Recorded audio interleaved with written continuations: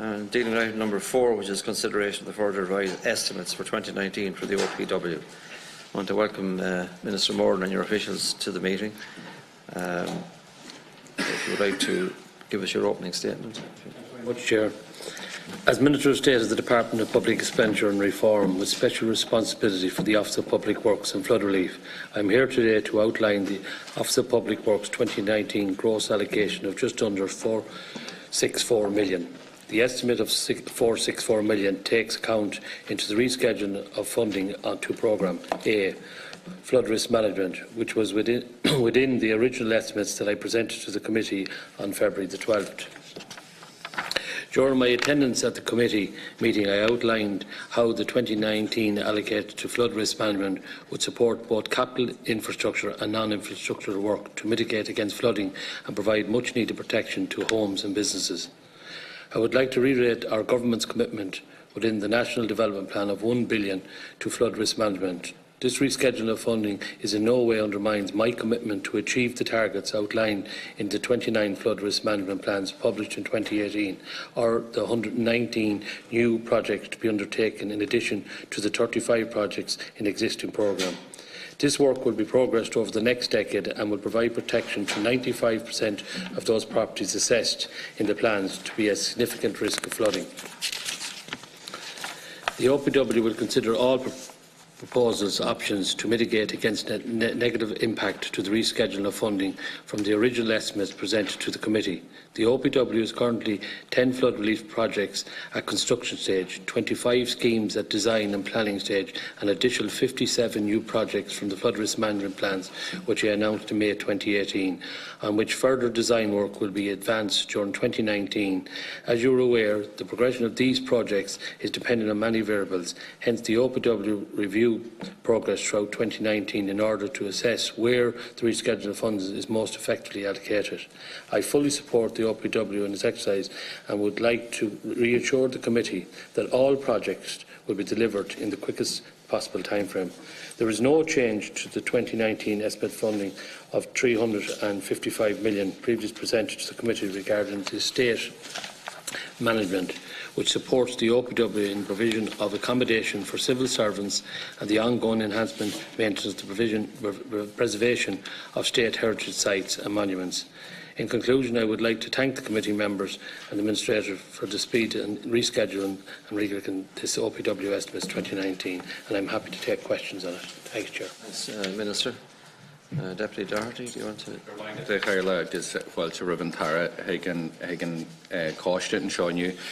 Minister, probably the kind of burning issue when we're dealing with the estimates here is the fact that, as you say, the OPW is currently reviewing the most appropriate means of achieving the required capital rescheduling of $3 million in the flood risk management area, and what many individuals, community groups that you've worked with to try and ensure that the alleviation of flooding in their own areas.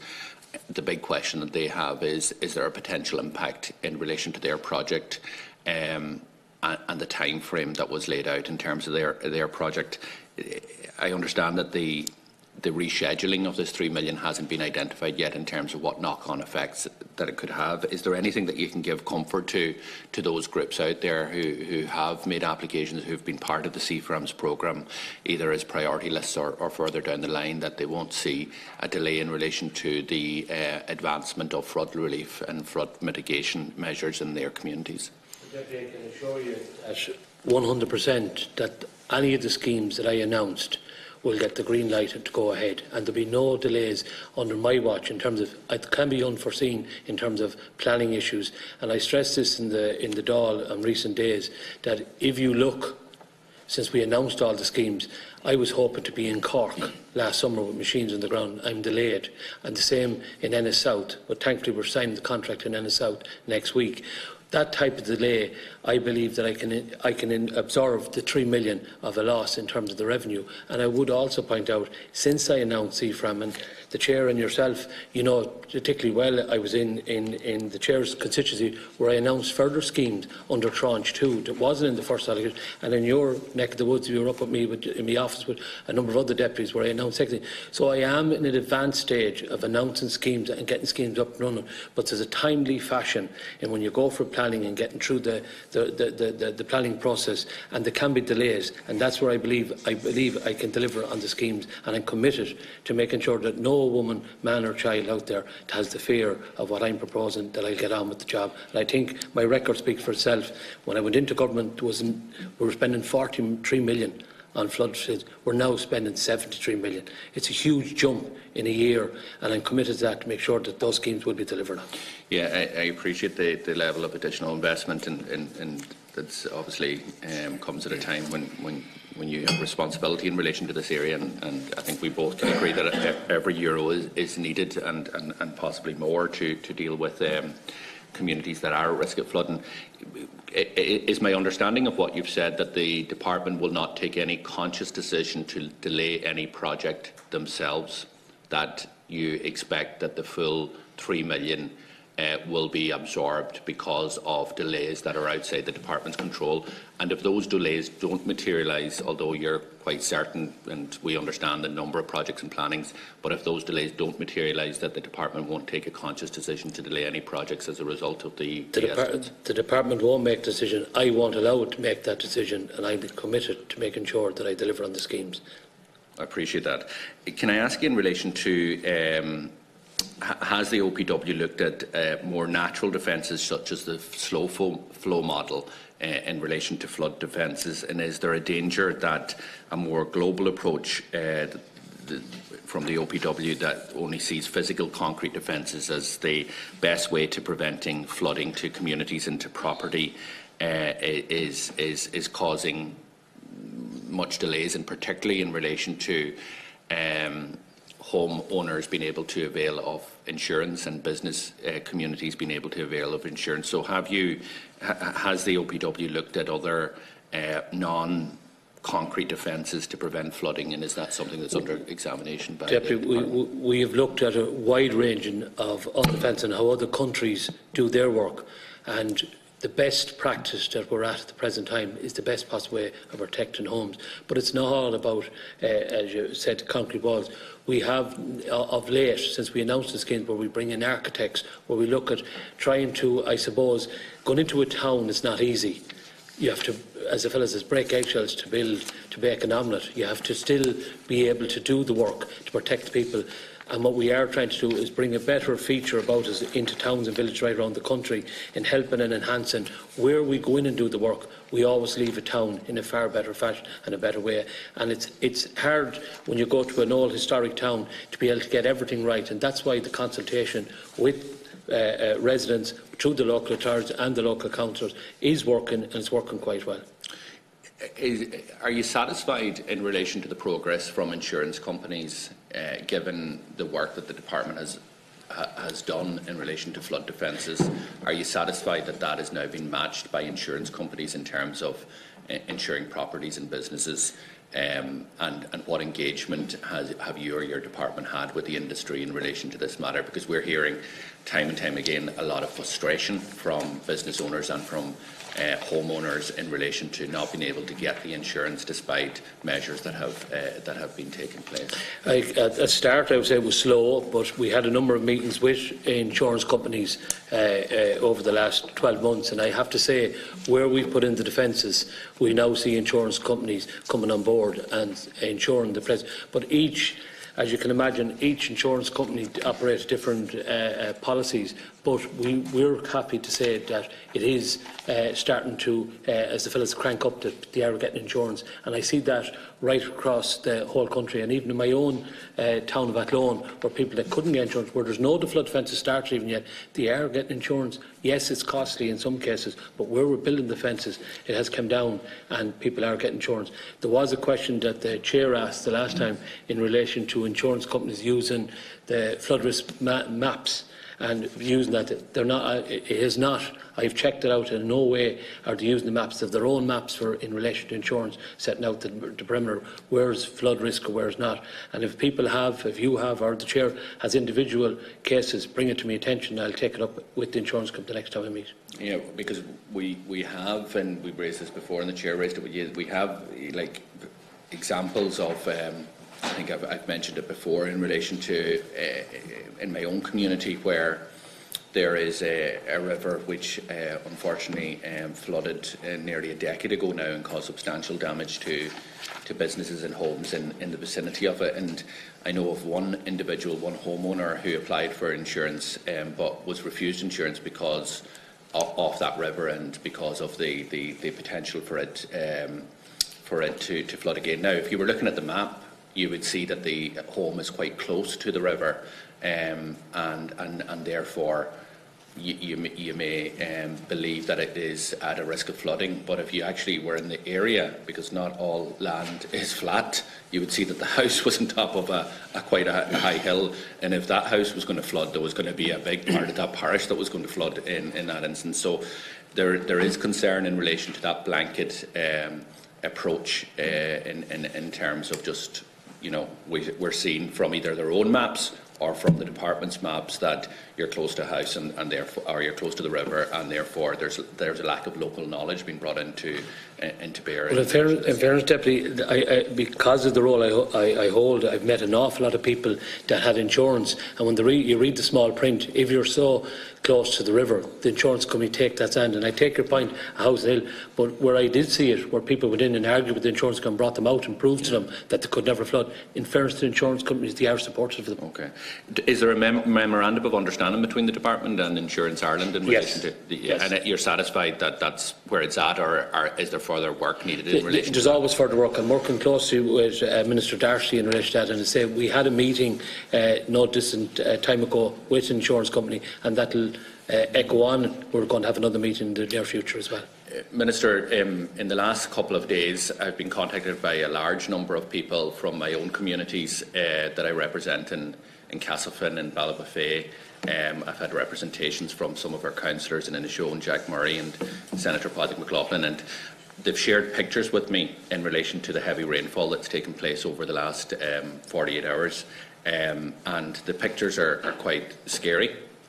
Particularly and I'll share some of the images with you at a later stage, but Castlefin, which you know well because you accompanied me there to meet with the local residents and Ballybofey as well, but it's quite scary to see the level of water that has been lying around premises and businesses there, giving what would be, you know, wasn't a flooding event that took place, but that community suffered two once in 100-year events within a number of weeks, just a number of years ago. Now, it is on the programme, it is on the priority list, along with a number of others, Burnfoot, Glenties, Downings, Carrowkeel and Lifford. However, there is concern, and that's just natural. You know, there's concern that when are we going to see this? When is this going to happen? There's also concern, and I know you mentioned we did a meeting with yourself and the local residents and business groups from Ballybofey, and while they're not on the priority list, there has been funding granted. Is there any update in relation to the advancement of that project, and anything that you can alleviate the concerns of people in those communities that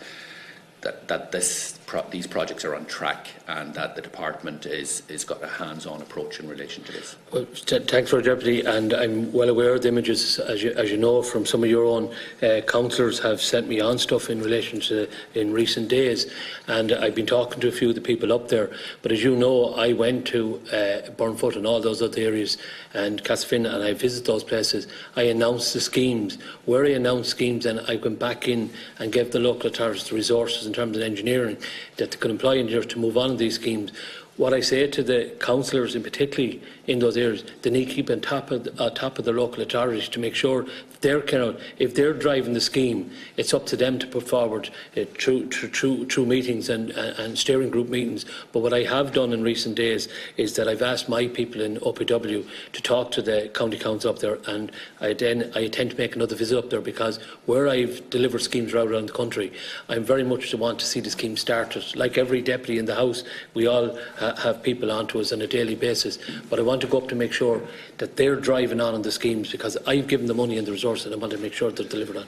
Minister, I must say that would be very welcome, and I think the approach, and we've been in meetings with you with council officials and all that, but the approach of pulling the OPW and the council officials together is the best approach, and I want to welcome that. So I think a visit by yourself to the county with your officials would be helpful, just to make sure that any unforeseen delays are identified and overcome before they cause delays to the project. On a final matter, I want to talk to you in relation to information that you supplied to the committee in relation to the Garda stations. There's a large number of Garda stations that have been closed. I'm not going to go into the policy. I obviously oppose very much the policy of closing rural Garda stations, but from your point of view, it's the premises and the use of the premises from an OPW's point of view is what is concerned. A large number of these has, I think, 53 of the Garda stations. The comments are that they are future use and hold pending the outcome of government review of closed Garda stations. Can you just update the committee in relation to whether that review is now complete and what is the current status? Back to your previous thing, as you know, I visited Donegal and all up into that Lifford and Burnfoot, but I would emphasise that on my visit there, I announced 6 major schemes up there, which is Lifford 6 million, Burnfoot 1.5, Castlefin 1.75 million, Downey's 0.9 million, and Glenties 0.6 million, and Carneal 0.3 million. I also gave 2 million in allocation in minor works, with a further 175 million for schemes. So I'm very much with you in everything that's happening in Donegal and the surrounding areas, and I'm very much with the community. And as I said to you, I will pay a visit up there in the no distant future to drive on them schemes. And the second question in relation to Garda Station and the review, yes, since our last visit here to the committee, can I say that since I came into office, I've looked at the whole situation in relation to this review, and I've been answering PQs probably every single day. And I want to do something with these, because a lot of these stations are closed and lying idle. So I met with the Garda Commissioner in recent days, where I put forward a proposal in relation to some Garda stations where I feel could be given back to the community through the local authorities. Let it be a community hall, let it be for a boxing club, whatever the case may be. I want to deliver on that to the local communities right around the country. Some Garda stations where we'll offer them to housing authorities, to local authorities, to the land agency. If they take them, if not, I'll be selling them on. And then there'll be a number of Garda stations where I remain, where I'll be confident some of them will open in the near distant future. But what I listed all these things, and the chairman asked at the last meeting that we list all the vacant properties, and as you can see from the bulk of vacant property is Garda Station, but we need to do something with them. There's no use having these lying idle, costing taxpayers money to, I suppose, mine them, secure them every year and make them more presentable to don't fall into it. And in some cases, some of the Garda Stations that are in wreck and ruin, and some people have suggested they could be used for parking in different areas like that. I'd be very supportive of that, but I have since sent a list on to the Garda Commissioner, and I also have to meet with Minister Charlie Flanagan, and then we'll move to the next stage in that. Well, thank you. Probably just to say from first and foremost, obviously, it would be our great desire in Sinn Féin to see these Garda stations reopened. However, if there is a decision that they're not to be reopened, and the review has determined that, and that it's a case of potentially selling them on, as we've seen some sales take place in the past, and I note your point, your comment in terms of transferring ownership to the local authority for community use, which would be very beneficial. I want to just alert you, Minister, to number 15 in the list there, which is in Cloughan. There has been an interest expressed by a community organisation in relation to utilising that premise for the potential of a base for themselves. It is the Donegal Mountain Rescue, which obviously provides life-saving service to people in the county and indeed neighbouring counties in conjunction with mountain rescues in different areas. They have an issue that they do not have a base, and this calls into question health and safety stuff because their equipment has to be checked and so on and so forth, and it's very difficult for them. So given the central location in the county in terms of the areas where they operate in, I think it might be something that should be under consideration if a final decision has been taken not to reopen it. And I would maybe suggest that in your visit to Donegal that you could maybe accompany us with the Donegal Mountain Rescue and go on to site and look at that premise in itself and look at what are the potential future uses for it. Well, Deputy, I wouldn't like to single out one above the rest, but your offer in relation to ask me to go up there and visit when I'm up there, I gladly take up that offer with you. But as I said to you, I have to discuss this with Minister Charlie Flanagan, and a letter is on the way to the Garda Commissioner. I'm pending that, but on my visit to Donegal, I will take up the offer and visit with the Mountain Rescue, because I do know the excellent work they're doing right around the country. Yeah. And I've dealt with them in other parts of the country, and I'm helping them, and it's no different than help the lads, because I know the good work to do, and the ladies. Appreciate that, Minister. Thank you. Oh, sorry, there was one last point. Sorry, and maybe when you're in Donegal, we can take a look at this further. There has been obviously significant progress in relation to the announcement of the major schemes, the 6 that you've identified, and also the work that we need to advance in terms of Ballabofey. You will be conscious in relation to some of other works that are taking place in terms of coastal erosion and all the rest. But I would maybe ask that at a certain point you could update us in relation to the Maharorty project, in relation to the seawall and the coastal erosion that's taken place there. You accompanied myself and some other Oireachtas members last year, I think it was early last year, in relation to that. So it might be something that you could furnish a note with us and maybe update us when we're in the county. I gladly do that, Deputy. I outlined I suppose some months ago that I see coastal erosion and coastal being in 15 years' time could be the more damage and flooding than ordinary lake flooding or the Shannon flooding, and I see the huge problems out there. But everyone turns to me, of course, when there's flooding, even though it falls in the Department of Housing, Minister Owen Murphy's department. But I am seeking meetings with them because I do see problems right around the coast, as we dealt with one recently up here in Dublin, and it's now seemed to be a very successful operation. It's protecting a number of homes, and I'd like to see that echoed right around the country. And I do see issues coming down the track in relation to coastal, but it's something I'm working with his department on at the present. But I will, on my visit, I'll talk to you about that. Appreciate it. Thank you, Chair.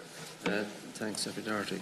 Just to follow on from the discussion on Garda stations, in most of the list here, the comment is future use on hold pending the outcome of government review. So I'm taking from what you said that there is an input from the Garda Commissioner, from the Minister, and then at some stage you make a decision on them. And that, how long does that take? Well, Chair, as I said to you at the outset, when I came into office, I looked at this, and the review was going on quite some time. In order to speed up in relation to the review was, and dealing with these Garda stations and see an end use for them, I took it upon myself to go and meet with the Garda Commissioner to express what I want to see happen. And I believe giving some Garda stations back to the local authorities for community use is something that would be welcomed. I'd be on the same note as the other deputy. I'd love to see them all open, but you have to be realistic. That's not going to happen. And there's no point sending out that message. But some of these can be put into community use, some into local housing, as we've done in the past, and we'll continue to work with on Garda Síochána, but also with the Minister in charge of that. On the list is miscellaneous buildings. I want to ask you about the Met Station in Kilkenny. But the comment there is that it's an intra-state transfer. Does that mean that the County Council asked you for the building, or does it mean that you asked them and you're transferring it? Have they expressed an interest, or is it some other way agreement is reached? You can answer if you want. The norm would be that the County Council would approach the OPW in terms of taking back the property. Because you have a Garda station there in Castlecomer. And again, I'd love to see that in community use, so I don't know whether the council came to you and asked you for it, If you don't know the direct answer to both of those properties, maybe you might just let us know. Yeah, let us know. Because again, it's like Deputy Doherty said, there's a community group that would be interested in it there. The Graignamanagh, County Kilkenny, the flood relief scheme there, what's the up-to-date on that? I'll have to come back to you on that because, again, where I'm working with local authorities, driving on schemes and working with my department, and I would say, Deputy, it's probably useful to say to you at this time, where I have a meeting in the next few weeks with my own officials to get an update on all the schemes that was announced, all the schemes that get money, and also local authorities would have got minor works money to see if that's... Okay, well, you just remember that scheme because it's... I will. It is a huge difficulty in that town for years, and a resolution has to be found to it soon. That would be a definite Chair, fix. if I could say to you as well that in recent weeks we've given the local authority 2 engineers to speed on the process in relation to deliver that scheme. Yeah, but again, just to give us an overview on it from your perspective, not now, but you can give it to me in writing. You provide the 2 engineers, but are they devising the scheme? How long will that take? Well, I can tell you straight off in relation to the scheme itself, we had a number of meetings with the local authority there. It was, I suppose, in your eyes and probably in the general, it was taking a bit long. Yeah. They came back looking for help and resources. We gave them engineers. The engineers now will look at the design, look at what's in play, and they'll inform the local councillors, which will go on public submission, and my department will be working closely with the local authority. You don't know how long that process will take? Well, you see, every scheme is different, and once you enter on to do a scheme, you're on people's private property, you're on state-owned land, all those things be taken into account. Engineers and working with the local authority will find the scheme. The question you want to make, will it be this year, will it be next year? I can't give you that, but okay. I can come back to you on it. All right, please do. The other issue I wanted to ask you about was the vacant properties and the rents. So, have you many vacant properties? I know you manage these for some departments as well, but are you often left with properties, office accommodation, that type of thing? We have, as I said at the outset, we have a number of properties that are vacant. Most of them are made up of Garda stations. Other properties that we have are vacant, where we would look to see for buildings or for civil servants in relation to others. We may offer them to local authorities for housing or the land agency, but we've very little. If you look at our profile, probably we've 2,500 properties all over the country, and I think it's, if I'm right in saying, we have, I think it's 96 in total. But out of the 96, I'd say there's 50 Garda stations. Okay. The point there made by Deputy Doherty, and I mentioned to you at the last meeting as well, was about insurance. And again, one of the biggest schemes in the country, even up to now, was Kilkenny scheme. And residents there in Johns Quay, in Kilkenny City, in spite of the size of that scheme and the fact that it has never flooded since, they still find it difficult to get insurance. And I raised a specific question with you the last day about insurance companies taking information from that report that's on the website. And I'm just asking that in your meetings with the insurance companies, or Insurance Ireland, whoever it is that you meet, that you might highlight the fact that they are treating some residents unfairly.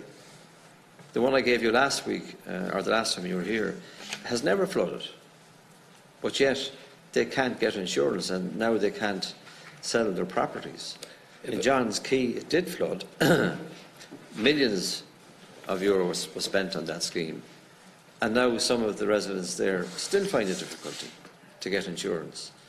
So if you have ongoing meetings with the insurance companies or the representatives, will you please bring pressure to bear on them in areas like that where they are being unfair and unreasonable about it? Well, I have taken note of that the last time, Chair, and when I am meeting them I will raise it for you. But I would point out to you as well that I've dealt with so many insurance companies, I suppose, where schemes that have been put in place, and insurance companies, I have to say, are stepping up to the mark and working with people. In some cases, if you've isolated cases or a individual, if you bring it to my attention, I will work with the insurance company and find out, can we get a solution. But I also point to you, our maps are regional maps. They're not individual maps for house per house. They're regional maps, and there's no really advantage to any insurance companies to use them. But I'd say to you, as somebody says, I've been parochial in my own town of Athlone, in my own home, my own house where I was born and reared, is 33 foot above road level on a hill. And my father couldn't get insurance because it's now deemed it's in a flood risk area. But we had to fight with them. But we managed to get our insurance. I'm saying, insurance company, I agree with you, in some cases are doing that, but they are working and we're getting through it with them. But if you have an individual isolated case, I will gladly take that up for you the next week. And the last issue I want to raise with you is, I put on a parliamentary question recently about glass blocks and how they're used in Garda stations, and I raised some issues around that. And I don't expect you to know about it now, but I am going to send you on further information, and I would like that correspondence to be dealt with as efficiently as you can. It's just that further questions have been raised with me about the quality of those blocks and what's going on relative to procurement and thereafter then the maintenance and repair. So I'll ask you to examine that, please, when I send it to you. That brings us to a conclusion. I'd be happy to hear. We have down the country early. I appreciate that. What's that?